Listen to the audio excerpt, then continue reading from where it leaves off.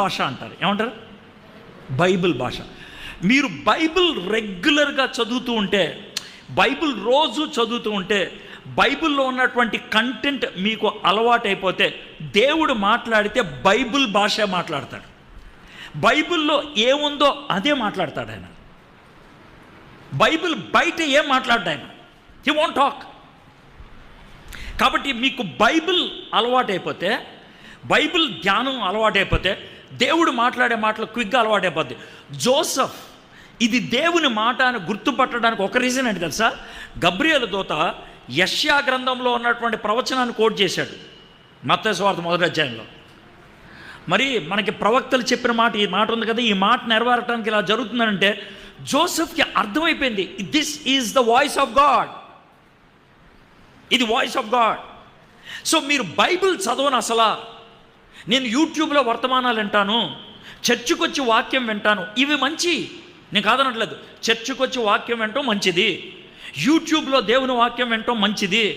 కానీ శ్రేష్టమైంది, అత్యవసరమైంది ఏంటంటే మీరు బైబిల్ తెలిసి మీరు చదవటం. నేను బైబిల్ తీసి చదవను అని అంటే దేవుడు నీతో మాట్లాడలేడు. ఎప్పుడు మధ్యవర్తిని పెట్టుకొని దేవుడు మాట్లాడలేడు. దేవుడు కోరిక ఏంటంటే నేను నీతో నేరుగా మాట్లాడాలి. దాన్ని నన్ను ఏం చేయమంటావు? ఏం చేయక్కర్లా, బైబిల్ తెరు, చదువు. నువ్వు చదివిన దాంట్లోంచి నేను నీతో మాట్లాడతాను.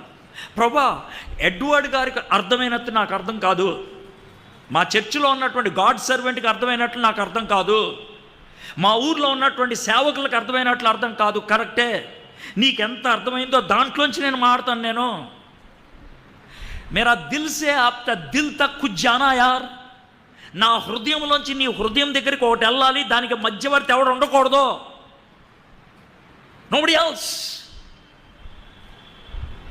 నువ్వు ఆ విధంగా ఎదుగుతావు. నా పక్కన కూర్చొని నేను నేర్పిస్తాను నీకు. I will teach you. మీకు చేతులు జోడించి బతిమలాడి చెప్తున్నాను, రీడ్ బైబిల్. నా యొక్క బ్యాడ్ లైఫ్ మీకు చెప్పాను, గుడ్ లైఫ్ కూడా మీకు చెప్తే బాగుంటుంది. నేను యేసు ప్రభువుని అంగీకరించిన తర్వాత నేను డ్రగ్స్ 1 నైట్లో మానేశాను. దేవుడు సాయం చేశాడు, నా వల్ల కాదు అది. కానీ గర్ల్ ఫ్రెండ్ దగ్గర నుంచి